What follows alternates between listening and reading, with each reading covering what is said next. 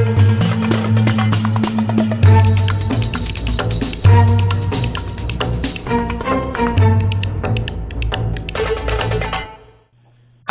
my name is Kevin Fernandez and welcome to my channel, Gamers Genie. Today we're going to be learning how to play the holiday card game Nightmare Before Christmas, Munchkin.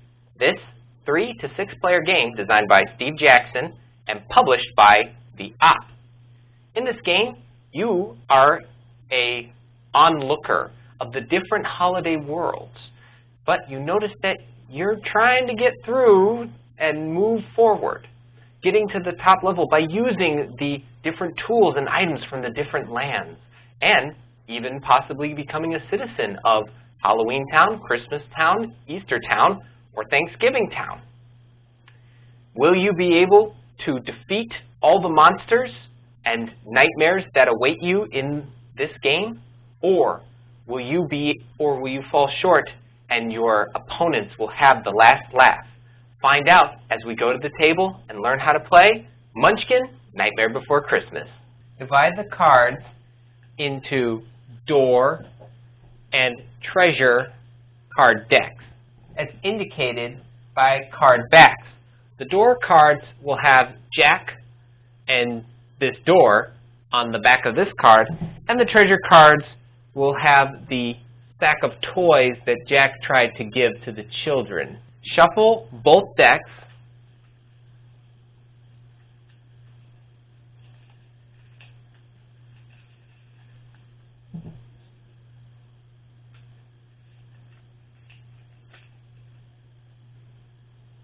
And deal 4 cards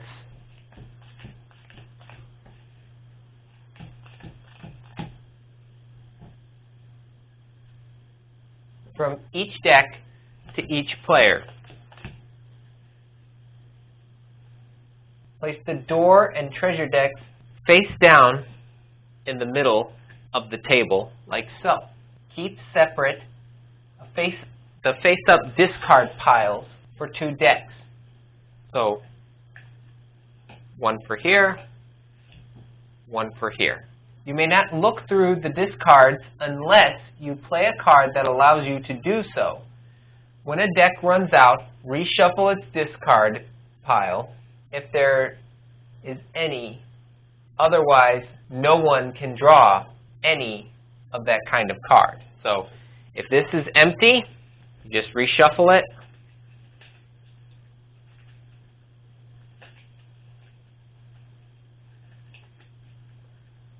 Start a new deck, and the same thing with the doors. Just take it, shuffle it,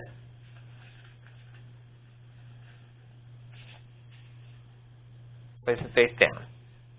Cards in play are cards on the table in front of you. That's a card in play. Showing your citizenship, if any, rides you are on, and items you are carrying, whether equipped or not. Persistent curses, like this curse right here, and some other cards also stay on the table after you play them. All cards in play must be visible to other players. Okay, everybody? Cards in your hand are not in play. They don't help you, but they can't be taken away, except by cards that specifically affect your hand. At the end of your turn, you may have no more than 5 cards in your hand. Cards in play may not be returned to your hand. They must be discarded or traded if you want to get rid of them. Everyone starts at level 1. Look at the starting 8 cards. If you have any citizenship and or ride cards, you may play 1 of each by placing them in front of you. Need to show what that looks like. Here's a citizenship card. We'll talk more about that later in this video. And this is what a ride card looks like. Play 1 of each by placing them in front of you. If you have any usable items, you may play them by placing them in front of you. If you have any doubt about whether you should play a card, you could read on your rule book, or just go ahead and do it, or read the card effect. A lot of reading. Decide who goes first by any method of your choosing. For this game, I suggest the last player who watched The Nightmare Before Christmas should go first. Play proceeds in turns, each with several phases. When the first player finishes their turn, the player to their left takes a turn, and so on.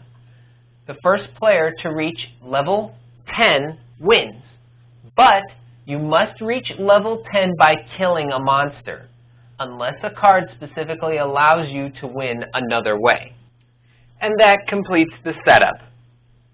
First, equip and arrange your cards the way you want. Then go to phase 1, kick open the door. So I would play Santa's Beard, and then I'd probably play the Sleigh and Citizenship of a Christmas Town. Then go to phase 1, kick open the door. Draw the top card of the door deck. If it is a monster, you must fight it. It is, so we would have to fight it. If it's a curse, it applies to you immediately and is discarded, unless it has a persistent effect. Or you keep the card as a reminder of an upcoming event. If you draw any other card, Citizenship, Ride, Monster, Enhancer, etc., you may either put it in your hand or play it immediately if you want to, and it is legal to do so. So if I drew this sleigh right here, I could just play it right away. Look for trouble or loot the room. If you fought a monster in phase 1, skip this phase or go to phase 3.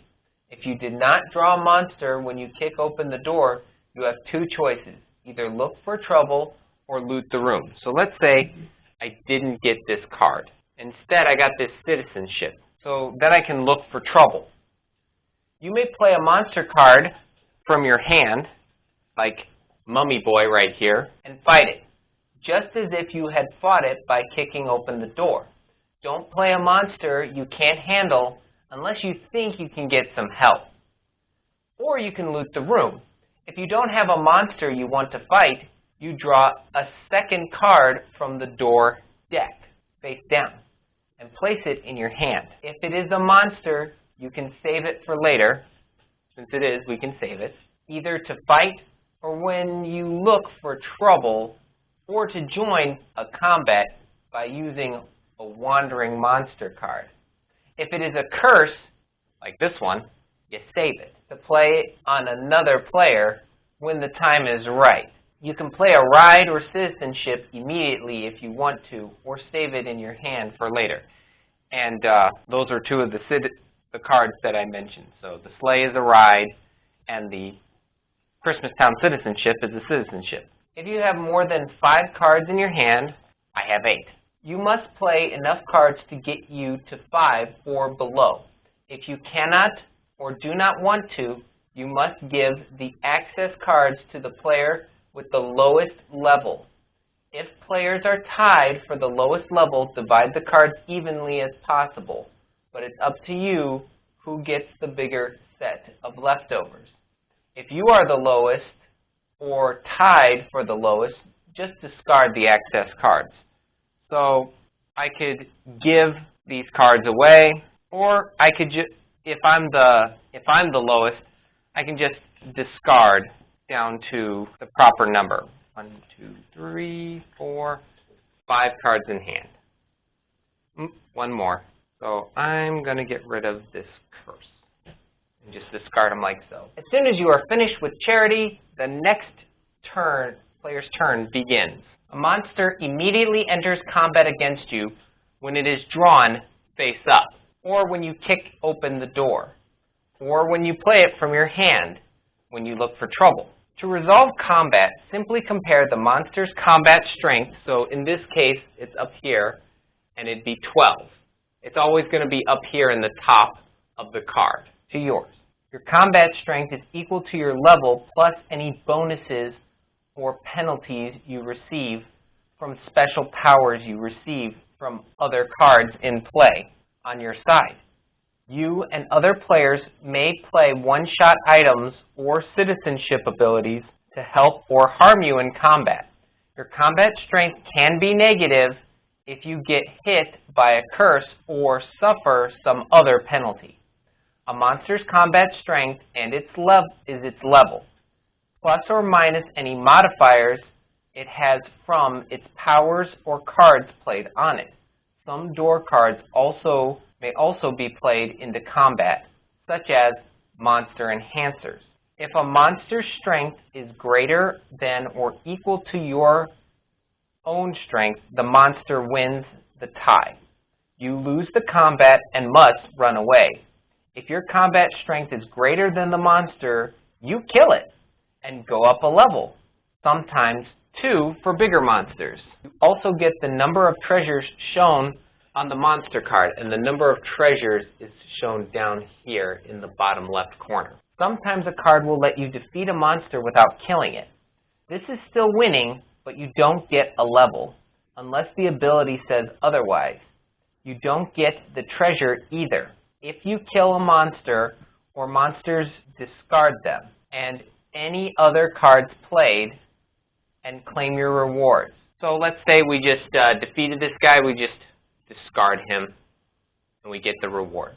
Note, someone may play a hostile card on you or use a special power just as you think you have won.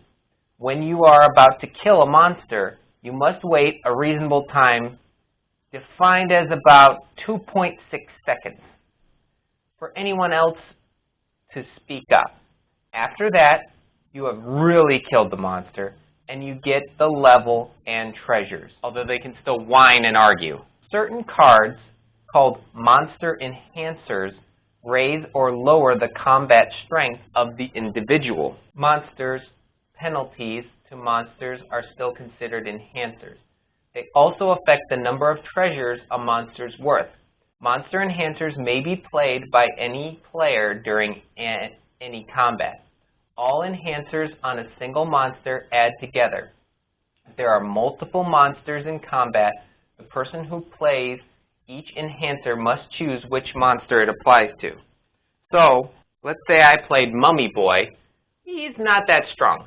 But then I can play this Monstrous, which gives him plus 10, and it says I have to play during combat, and if the monster is defeated, I get to gain 2 extra treasures. So I can add this onto him to make him 11, making him a little more tougher for me to defeat. Or my opponent as well. I can also play this card on someone else's monster card.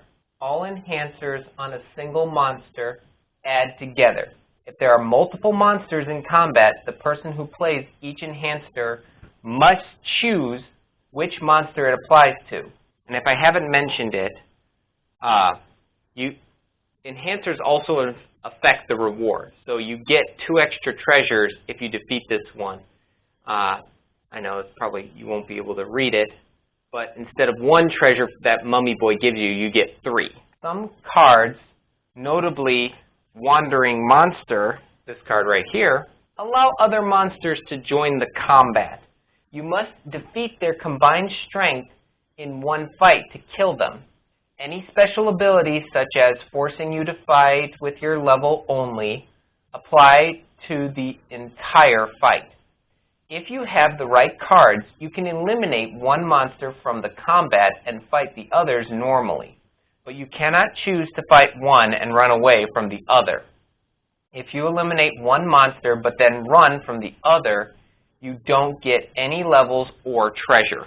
There are some monsters in this set that are tagged as undead and demon. You can play the undead or demon monster with other monsters that matches the same tag without using the card Wandering Monster. So, for example, if I had Corpse Kid out fighting Jordan, I can just play the vampires for free without playing any specific card that goes with it. And the devil is the demon, so if I had another demon card, I'll try to find one, so that way we can have a good example for that one too. So Oogie Boogie with Devil, they're both demon cards. You can actually play one to begin with, but then you can play another one for free. without using a wandering monster card. There are some cards that make a non-undead monster undead. When you play those cards, the same rules apply. If you cannot kill a monster on your own, you may ask any other player to help you. If they refuse, you may ask another player, and so on, until all turn you down, or someone helps. Only one player can help you, adding their strength to yours. Anyone can play cards to affect your combat.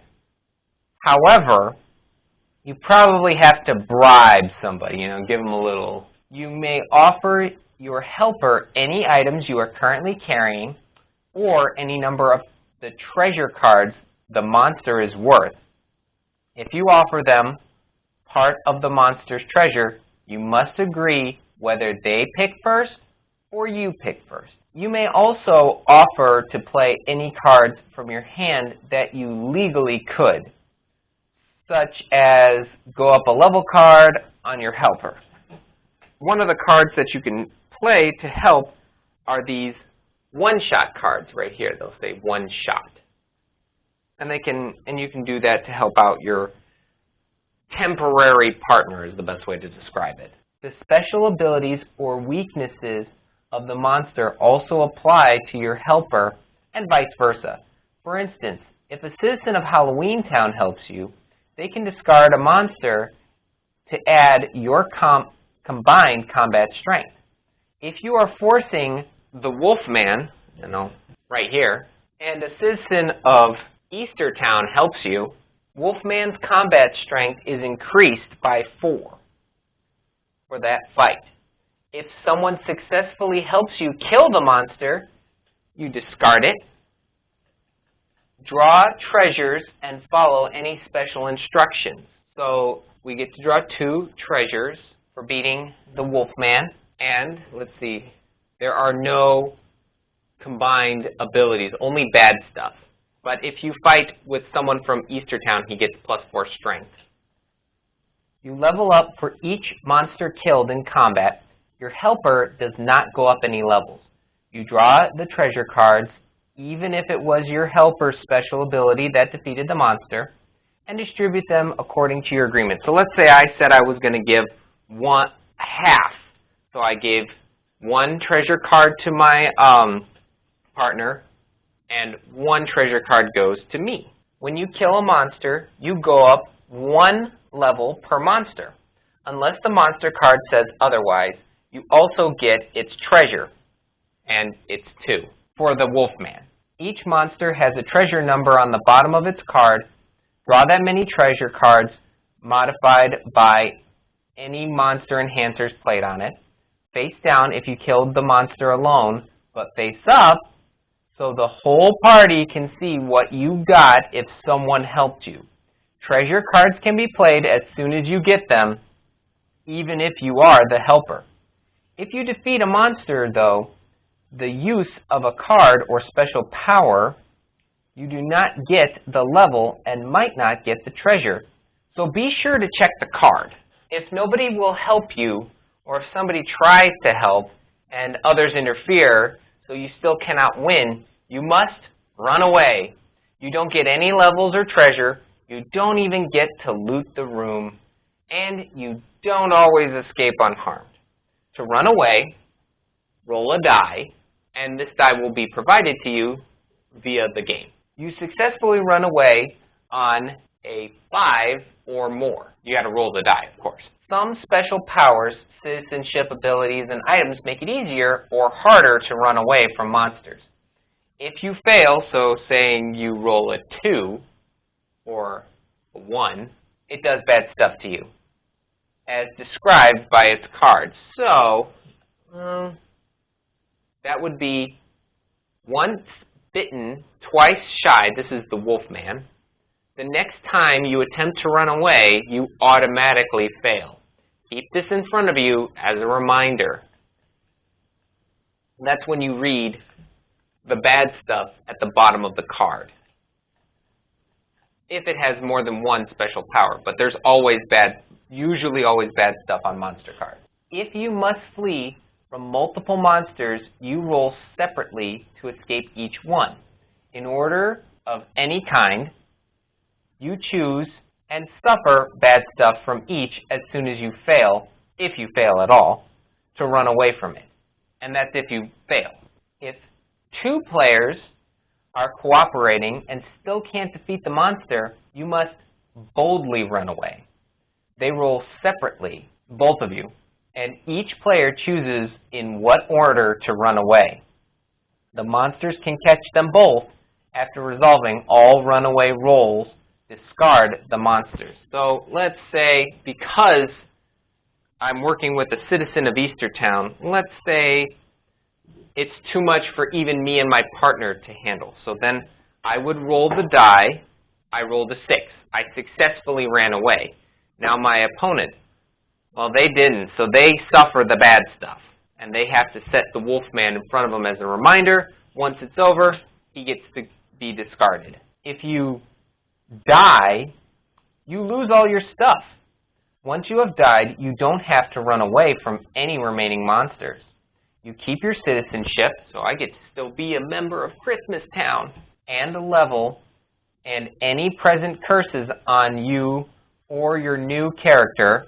As you depart the mortal realm, lay out your hand beside the cards you had, like so, except the cards listed in your rules. If you have any item attached to a cheat card, separate those cards. I do not, so we're good. Starting with the player with the highest level, everyone chooses one card. In case of ties in level, roll a die. If your body runs out of cards, tough. Once everyone gets one card, you discard the rest. Looted cards go into players' hands. Dead characters cannot receive cards for any reason, not even charity, and cannot level up or win the game. When the next player begins their turn, you are no longer dead, and your new character appears and can help others in combat with your level and citizenship abilities, but you have no cards unless you receive them. So, since I was dead, I get to keep the cards I had already out. So my beard, my citizenship, and my slate. Just the cards in my hand get discarded. If there's any confusion, my bad. But you have no cards unless you receive them, charity, or gifts from other players. At the start of your next turn, draw 4 face-down cards from each deck. 1, 2, 3, 4. 1, 2, 3, 4. And play any legal cards you want to come just as when you hear it, and then take your turn normally. If drawn face up during the kick open the door phase, a curse card applies to you, or the player who drew it. If acquired some other way, such as by looting the room, curse cards go into your hand and may be played on any other player later on at the appropriate time. Any time. I repeat, any time. Do you hear me? Reducing someone's abilities just as they have killed a monster.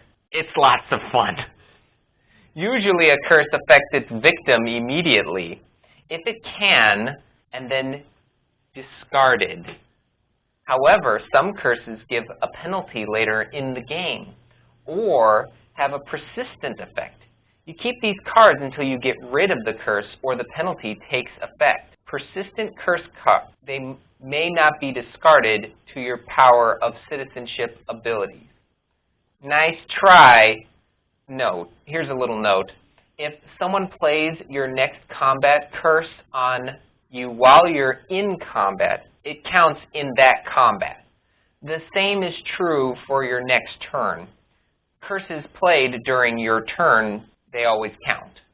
If a curse can apply to more than one item, the victim decides which item is affected. If a curse applies to something you don't have, just ignore it. For instance, if you draw "The Wind Blows in Your Hair," and I'll show you what that looks like, this card right here. If you don't have any headgear, nothing happens. We don't have any headgear on our side, so we're good. Oh wait, we do. It's the beard. So this would be discarded because it is headgear. And you can tell because there's a head right here. But if you don't have headgear, you're unaffected. Some curses have alternate effects, though, so read the card carefully.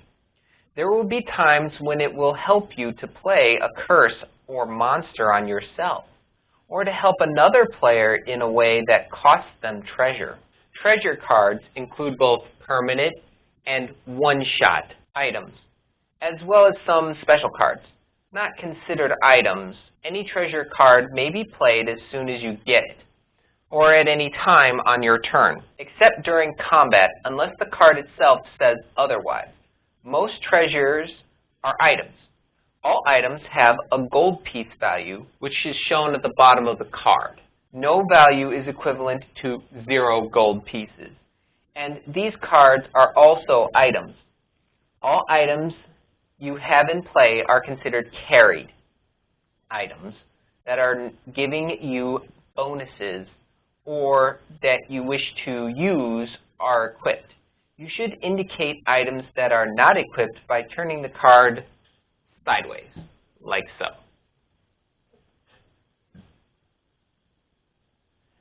You may not alter the status of your items during combat or while running away, so make sure you are happy with what you have equipped before entering combat. And I want to make sure to mention this. Some items will have symbols like this. They'll have like either a turkey, an egg, a tree, or a jack-o'-lantern. That means that you need to have a citizenship card. So you need to be a citizen of Easter Town, Thanksgiving Town, Christmas Town, or Halloween Town. This one shows the tree, so I have to be a citizen of Christmas Town in order to play it. Since I played my citizenship before I even started the game, I would get to play the holiday lights. Anyone can carry any item, but there are limits to what you have equipped and are actively using, indicated by icons in the upper left corner right here. Right here. Right there. A character may only equip one headgear, one armor, one footgear, and up to 2 hand items or 1 two-handed items, unless you have a card that lets you ignore these limits, such as a ride, a cheat, or unless a card says otherwise. If you are carrying 2 headgear cards, for example, you can equip only one of them at a time, because who wears 2 hats? That's just dumb. Likewise, some items have restrictions. For instance, bunny ears, these bunny ears to be for example, can only be equipped by a citizen of Easter Town, and we talked about that previously. The bonus only counts for a character who hails from Easter Town. Items without one of the citizenship restrictions may be equipped for use without limits. But since Jordan is a citizen of Easter Town, she can play it. You cannot discard item cards just because. You may sell items for a level, trade items with other players, or give an item to another player who wants it. You may discard items to activate some special abilities, and a curse or a monster's bad stuff may force you to get rid of something. You may trade items, but no other cards with other players. You may only trade items from the table, not from your hand. You may trade for anything except when you or your trading partner are in combat. You can trade at any time, except for those moments. In fact, the best time to trade is when it's not your turn. Anytime you receive, it's great. Anytime you receive anything in a trade must remain in play. You may also give items away without a trade to bribe other players. I'll give you my holy spoon if you won't join in the fight against the Harlequin demon. You may show your hand to others, like so. Don't know why, but whatever. A treasure card that says usable only once is considered a one-shot item. Like this vision card says usable only once down here. Most of these are used during combat to strengthen the players or the monsters, and may be played from your hand or the table. Some have other effects, however, so read them carefully. So Vision says, look at the top 3 cards of the door deck and put them back in any order. You can play this at any time, and you can only use it once. Discarded parts as soon as the combat is over for their effects. Other treasure cards, like Go Up a Level cards, are not items. Most of these cards say when they can be played, and whether they stay in play or are discarded. Go Up a Level cards may be played on yourself or any other player at any time, even during combat. Discard them once they are played. There is an exception. First, you cannot play a Go Up a Level card to give a player the winning level, unless specifically notified otherwise.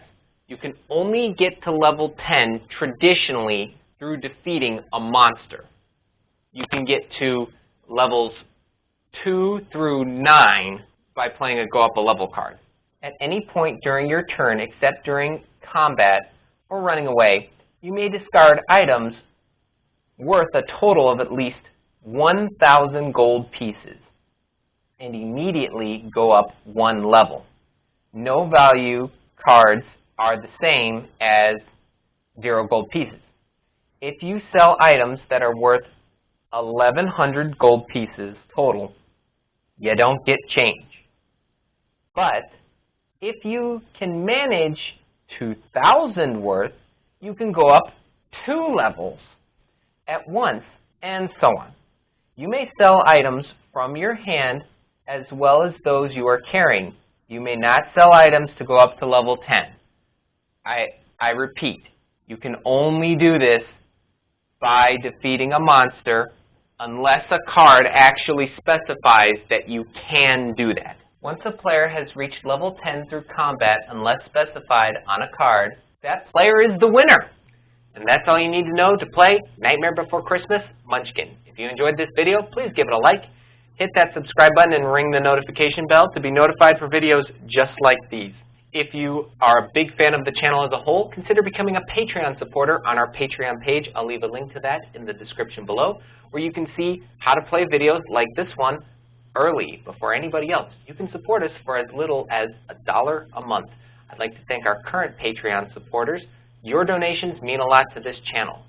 Be on the lookout for our upcoming gameplay video on the Nightmare Before Christmas Munchkin. But until then, thanks for the views.